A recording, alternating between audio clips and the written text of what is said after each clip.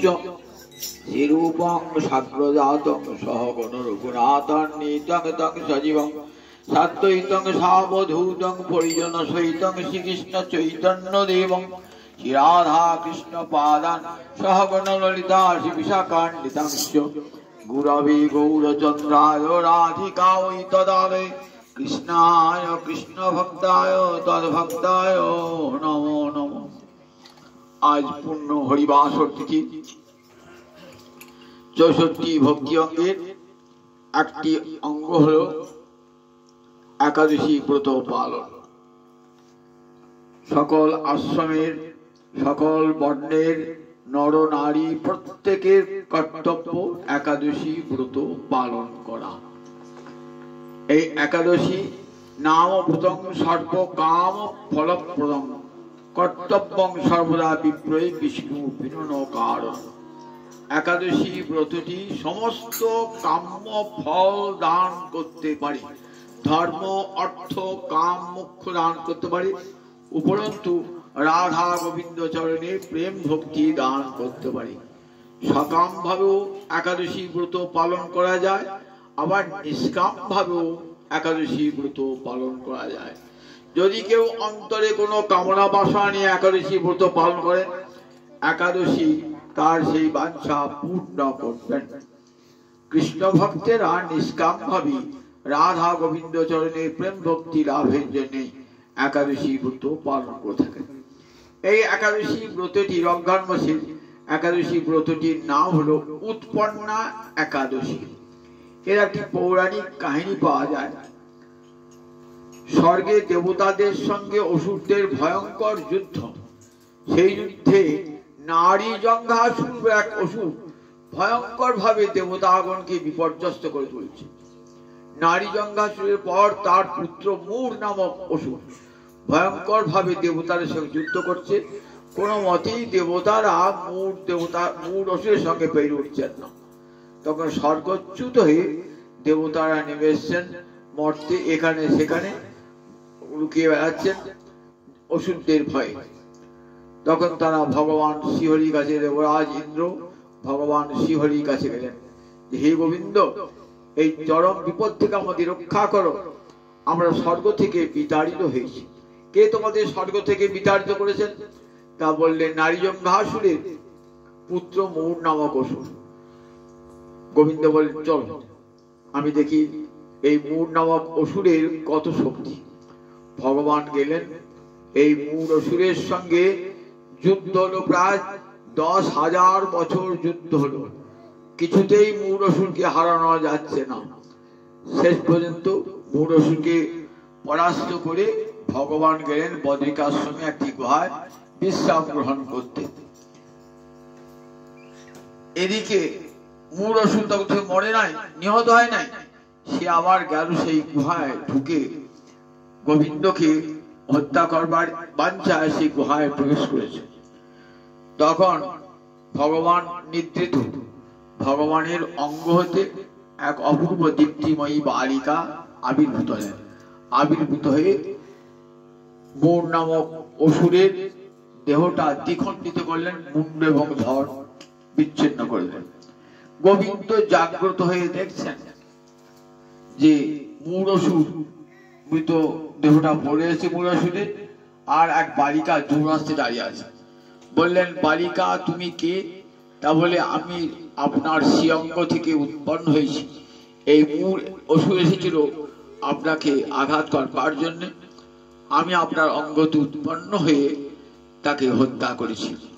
বললেন, দেখো বালিকা, তোমার প্রতি প্রসন্না, তুমি কি বর চাও বলো। দেখো বালিকা বর চাইলে বললেন, তোমার আজ থেকে নাম হবে একাদশী, আর এই একাদশী ব্রত যে পালন করবে তার ধর্ম অর্থ কাম মোক্ষ তো লাভই হবে, উপরন্তু আমার চরণে ধীরামতি লাভ হয়ে যাবে। সেই থেকে এই একাদশী নাম উৎপন্না একাদশী। আজকে এই একাদশীতে, এই কার্তিক মাসের কৃষ্ণপক্ষের একাদশীতে আমাদের নরহরি সরকার ঠাকুরের তিরোভাব তিথি। বটডাঙ্গার মেলা কথা সবাই জানেন। কি উপলক্ষে হয়? এই নরহরি সরকারের তিরোভাব তিথি উপলক্ষে। নরহরি ছিলেন ব্রজলীলায় মধুমতি সখী, রাধারানীর সখী মধুমতি। নরহরির জ্যেষ্ঠ ভ্রাতার নাম ছিল মুকুন্দ, মুকুন্দ সরকার। মুকুন্দ ছিলেন ব্রজের বৃন্দাদুতি।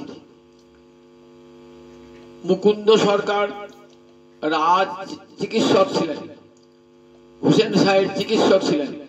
হোসেন শাহকে পরীক্ষা করছেন, তার দেহ পরীক্ষা করছেন, আর তাকে পাখা করবার জন্য একজন দাস এসে কি করছে, ময়ূর পাখা যুক্ত পাখা মাথায় হাওয়া করছে।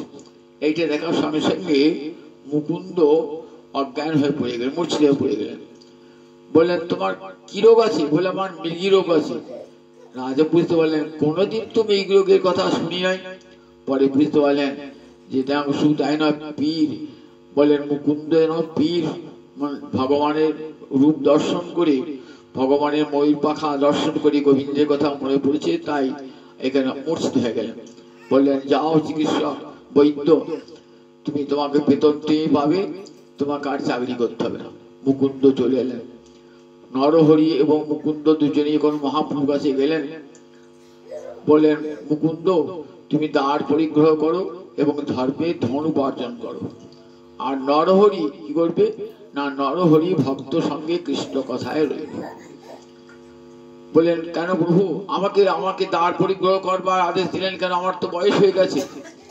আমার ছোট ভাই নরহরিকে দিতে পারতেন। বললেন, না, তোমার সন্তানকে মানুষ করবে এই নরহরি। মুকুন্দের সন্তানের নাম রঘুনন্দন। এই রঘুনন্দন সাক্ষাৎ মদন, তিনি এই মুকুন্দের পুত্র হয়ে আবির্ভূত হয়েছে। মহাপ্রভু এই রঘুনন্দনকে কোলে নিয়ে নৃত্য করেছিলেন। রঘুনন্দন ঠাকুর পরবর্তীকালে বড় হয়ে গোপীনাথের সেবা করেছিলেন। আমরা সবাই জানেন সেই ইতিহাস। রঘুনন্দন গোপীনাথকে নাড়ু খাইয়েছিলেন। আজও সেই মূর্তির শিখণ্ডে দেখতে পাবেন, নাড়ু তুলছেন মুখে, মুকুন্দ দেখে ফেলায় ঠোঁটে লেগে আছে ওই নাড়ুটি, আর মুখের ভুটভুটা ঢোকার নাই। সেই গোপীনাথ আজও শিখণ্ডে বিদ্যমান। এই রঘুনন্দন মহাপ্রভু যখন আমাদের মুকুন্দ আমাদের নরহরি সরকার ঠাকুরের তিরোভাব হয়, সেই তিরোভাব উৎসব বড় করে পালন করেছিলেন এই আমাদের রঘুনন্দন। কাটোয়া দাস গদাধরী উৎসবের পরই এই উৎসবের সূচনা হয়। এই রঘুনন্দন শ্রীনিবাস আচার্যকে আমন্ত্রণ জানান এবং শ্রীনিবাস আচার্য ছিলেন নরহরি সরকার ঠাকুরের অত্যন্ত প্রিয়। নরহরি সরকার ঠাকুরের তিরোভাব উৎসবে এখানে শ্রীমদ ভাগবত পরিবেশন করেছিলেন এবং সেই শ্রীমদ ভাগবত পরিবেশনে সকলকে তৃপ্ত করেছিলেন। আজ সেই নরহরি সরকার ঠাকুরের কার্তিক মাসের কৃষ্ণপক্ষে একাদশীতে নরহরি সরকার ঠাকুরের তিরোভাব মহোৎসব পালিত হচ্ছে। দশমীর দিন ঠাকুর গিয়েছেন গ্রামের মন্দির থেকে, কোথায়? বটডাঙ্গা। একে বলা হয় দ্বিতীয় বৃন্দাবন বলা হয়, যেহেতু বৃন্দা দেবীর সাধন অর্থাৎ মুকুন্দ সরকারের সাধন পীঠ এবং আমাদের মধুমতি নরহরি সাধন পীঠ বলে একে বৃন্দাবন বলা হয়। এখানে বহু সাধু মহান্ত এখানে এসে সাধনা করে সিদ্ধি লাভ করেছেন। মধুমতি স্বয়ং নিতাই চাঁদকে মধুপান করিয়েছিলেন। নিতাই চাঁদ এসেছিলেন, তো ওখানে একটা পুকুর আছে, তার নাম ঘেটুগড়ে। এই ঘেটুগড়ে মানে ঘেটু বৃক্ষ হতো, পুকুরটার নাম ছিল ঘেটুগড়ে। সেখানে স্নান করছেন।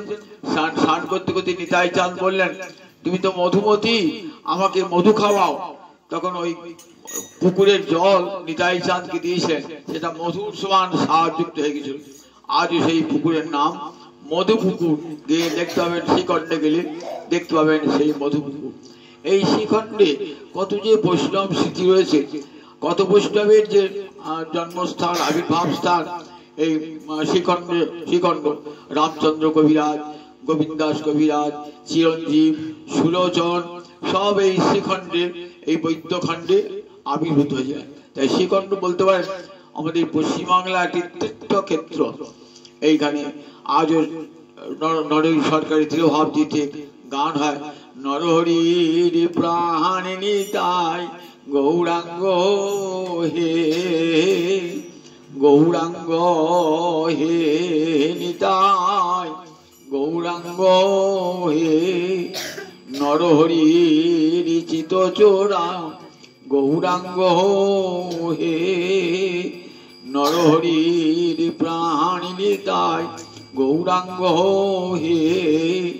নরহরি তো মধুপতি সখী শিবা সঙ্গে নৃত্য হচ্ছে। বলছেন নরহরির ভুজে আর ভুজ আরো পিয়া, শিবাসের ঘরে নাচে রাস বিনোদিয়া। নৃত্য করেছেন। যখন পুরী ধামে যেতেন তখন শ্রীখণ্ডের সম্প্রদায় আরব সম্প্রদায় নিয়ে রথের এক পাশে কীর্তন করতেন, মহাপ্রভুকে শোনাতেন। প্রতি বৎসর নীলাচলে যেতেন আর মহাপ্রভু বলতেন, নরহরি তুমি শ্রীখণ্ডে ফিরে যাও, সেখানে ভক্ত সঙ্গে কৃষ্ণ কথায় কালাতিপাত করবে, আর রঘুনন্দন আমার সেবা কৃষ্ণ সেবা করবে রঘুনন্দন, আর মুকুন্দ তুমি ধর্মে ধনুপার্জন করবে। ওই মধুপুকুরের ঘাটে দুটি করে এক কদম্ব বৃক্ষ ছিল, প্রতিদিন দুটি করে কদম ফুল ফুটত, আর সেই দুটি কদম ফুল কানে দুলের মতন করে দুলিয়ে দিতেন গোপীনাথের কর্ণেতে। আজ দেখতে পাবেন সেই মধুপুকুর সেই স্মৃতিচিহ্ন রয়েছে। আজ রঘুনাথ আমাদের নরহরি সরকার ঠাকুরের তিরোভাব তিথি, যিনি পুরীর মধুমতি সখী, সেই নরহরির চরণে কোটি কোটি প্রণাম জানিয়ে আজ এখানে হরিকথার বিরতি। জয় নিতাই, জয় নিতাই, জয় কিবা শ্রী হরিবাসরে হরি কীর্তন বিধান, শ্রী হরিবাসরে হরি কীর্তন বিধান, আজি কইলা এই বিধান, আজি কইলা কইলা এই বিধান, আজি কইলা এই বিধান, গৌরাঙ্গনি দানি আমার আজি কইলা এই বিধান, হরি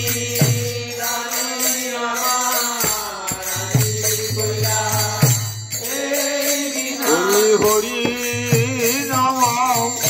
মহৌষধি আজি কইলা এই বিধান,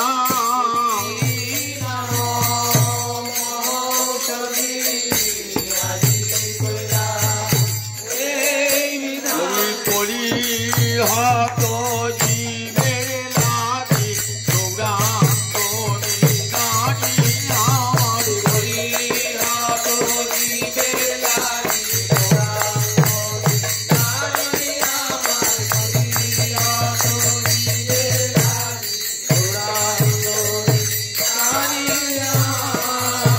আজি কইলা এই বিধান, শ্রী হরিবাসরে হরি কীর্তন বিধান,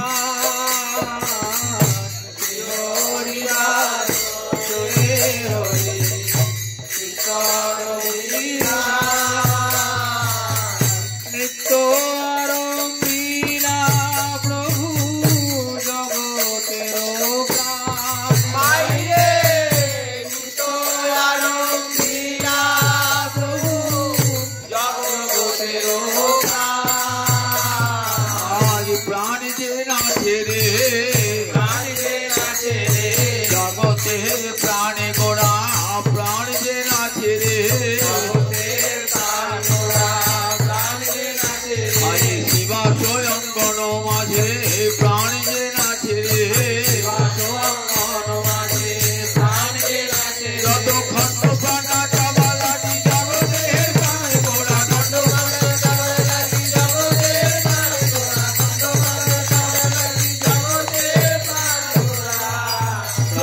যে নাচে রে নিত্য আরম্ভীরা প্রভু জগতের প্রাণ ভাই রে নিত্য আরম্ভীরা প্রভু জগতের প্রাণ পুণ্যবন্ত শ্রীবাস গণেশ শুভারম্ভ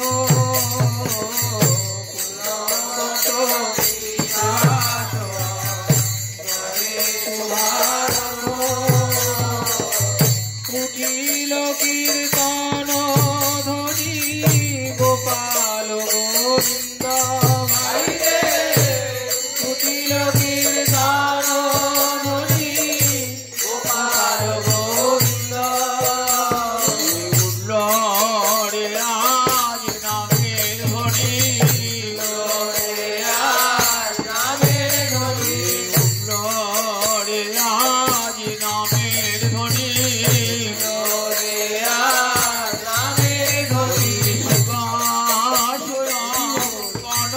হতে উল্ল রে হরি নামের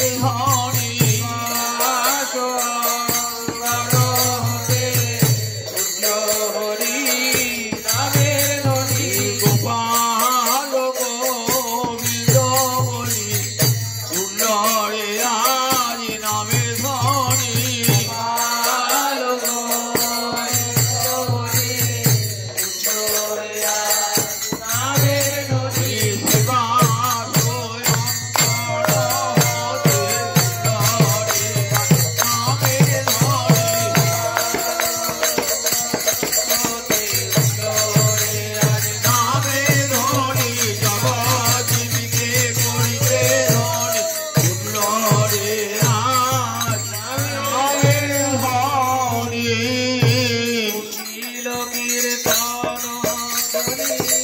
গোপাল গোবিন্দ ভাই রে কীর্তন গোপাল গোবিন্দ সবার অঙ্গে শোভে শ্রীচন্দন মালা সবার অঙ্গে শোভে শ্রীচন্দন মালা সবাই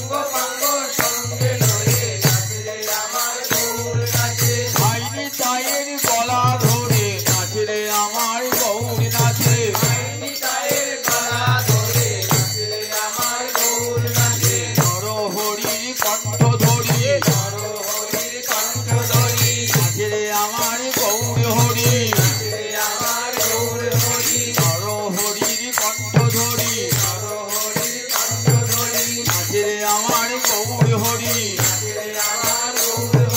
উঠতে তুলে উঠতে দুটি বাহু তুলি হরি হরি হরি বলি উঠতে দুটি বাহু তুলি হরি হরি হরি উঠতে দুটি বাহু তুলি হরি হরি হরি বলি উঠতে দুটি বাহু হরি হরি হরি বলি নাচে আমার গৌর হরি মাঝে নাচেন জগন্নাথ মিত্রের নন্দন আইরে মাঝে নাচেন জগন্নাথ যার নাম আনন্দে শিব ভজন না জানে যার নাম আনন্দে শিব ভজন না জানে যার রসে নাচে শিব নাচে আপনে যার রসে নাচে শিব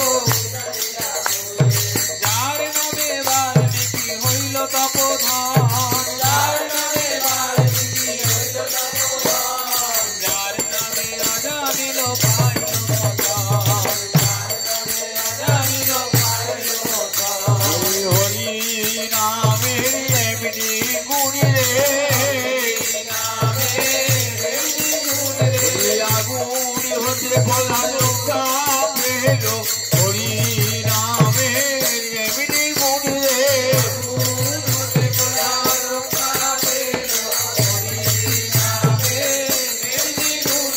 হনুমান সাগর পার হলো হরি নামের এমনি গুণী রে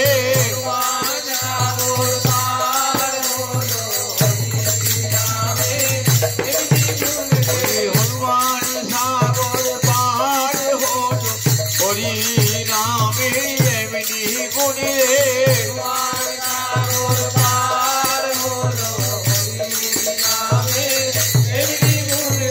জয় রাম জয় রাম জয় রাম বলে হনুমান সাগর পার হলো জয় রাম জয় রাম জয় রাম বলে হনুমান সাগর পার হলো অজা মিল বই কুণ্ঠে গেল বলি নিজ পুত্রের নাম দেখে অজা মিল বই কুণ্ঠে গেল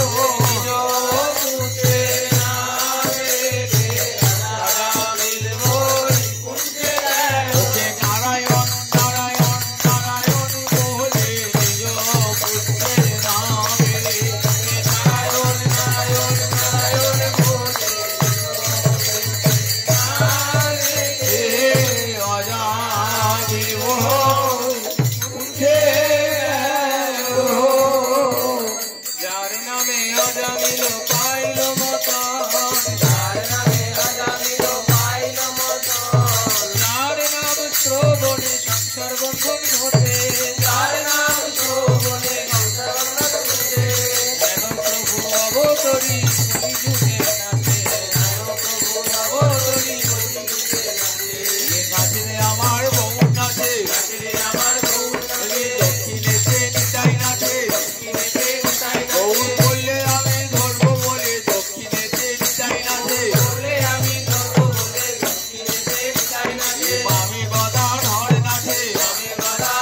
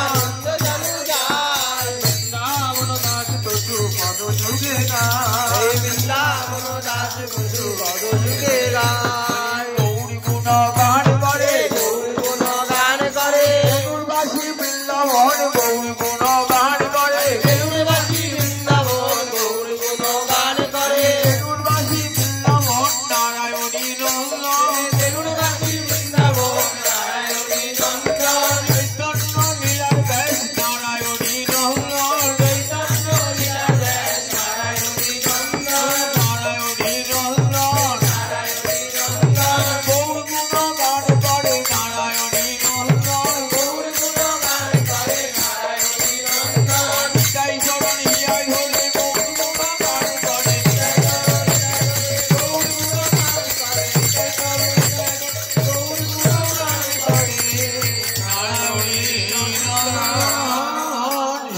চৈতন্য নিত্যানন্দ সন্তান কৃষ্ণ চৈতন্য নিত্যানন্দ চন্দ্রান বৃন্দাবন দাস যুগপদ যুগে গান রাবণ দাস যুগে গান বৃন্দাবন দাস যুগপদ যুগে